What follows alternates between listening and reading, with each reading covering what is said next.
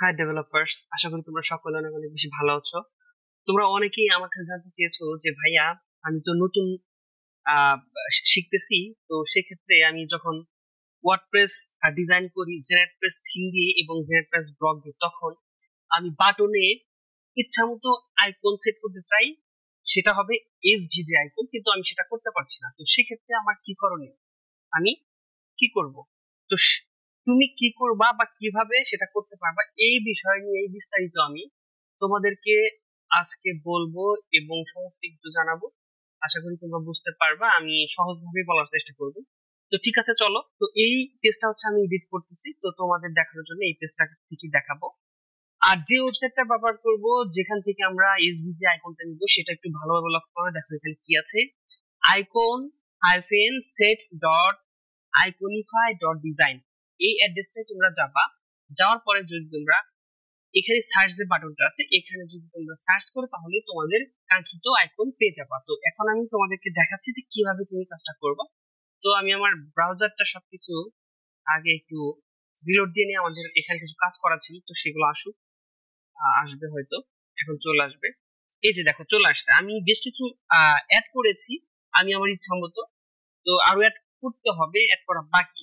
তো এখন আমি তোমাদেরকে দেখাবো যে লাস্টের একটা নিয়ে দেখাই। ধরো যে এখানে ক্রোম লেখা আছে কিন্তু আইকন দেওয়া আছে লিনাক্সের, রাইট? তো এখানে তুমি ক্রোম মানে ক্রোমের আইকনটা দিবা। তো সেক্ষেত্রে তুমি কি করবা? ধরো যে তোমার ক্রোমের আইকনটা লাগবে, তো সেক্ষেত্রে তুমি এই ওয়েবসাইটটা চলে আসবা। চলে আসার পর এই যে সার্চ বক্স আছে, এখানে CHROME, ক্রোম, ক্রোম লিখে সার্চ দিবা। দেখো আমি কি করতেছি। দেখো এখানে ক্রোমের অনেকগুলো আইকন আছে। এখন তোমার কোনটা প্রয়োজন, তুমি কোনটা নিতে চাও, ডিপেন্ড করে তোমার উপর যে তুমি কোনটা নিবা। ধরো যে আমি ক্রোমের এই আইকনটা নিব, অথবা এটা নিতে পারি। সবই সুন্দর। তবে কোনটা নেওয়া যায়, কোনটা নেওয়া যায়? আচ্ছা, এটা নিলাম। এটা নেওয়ার পর দেখো এখানে আইকনের উপর ক্লিক করার সাথে সাথে কিন্তু এখানে একটা সাইজ দিচ্ছে, যেটা তুমি পরিবর্তন করতে পারবা তোমার ইচ্ছা মতো। সাইজ আসছে, তারপর হচ্ছে এখানে কালার আসছে, কালার তুমি চাইলে পরিবর্তন করতে পারবা। আর এখানে দেখো কত অপশন আছে, এসভিজি, তারপর সিএসএস এর ব্যাপার অনেক কিছু আছে। তো তোমার এত কিছু না ভেবে সরাসরি কপি টু ক্লিপবোর্ড এখানে ক্লিক করে দিবা, কপি হয়ে যাবে। ঠিক আছে? তো কপি হয়ে গেল।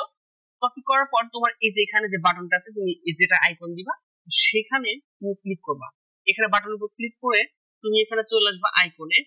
তারপর দেখবা যে এখানে একটা আইকনের এসভিজি লিংক দেওয়া ছিল, HTML। তো এখানে তুমি তুমি যেটা কপি করেছো সেটা পেস্ট করে দিবা। ঠিক আছে? হয়নি, আমরা করতে পারিনি, দাঁড়াও একটু, আমরা এখান থেকে কপিটা সম্ভবত হয়নি।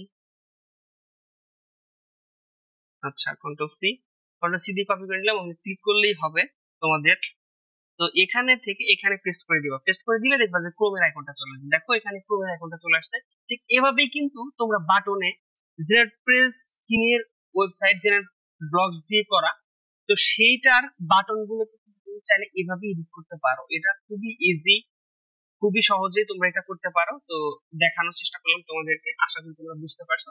তোমরা এই ওয়েবসাইটটা ফলো করবা, এখান থেকে সবচেয়ে সুন্দর আইকন গুলো পাওয়া যায়। আমি এটাই ব্যবহার করি সবসময়। তো যাই হোক, তোমরা সবাই ভালো থাকো, সুস্থ সুন্দর থাকো। তোমাদের সকলকে অনেক অনেক ধন্যবাদ।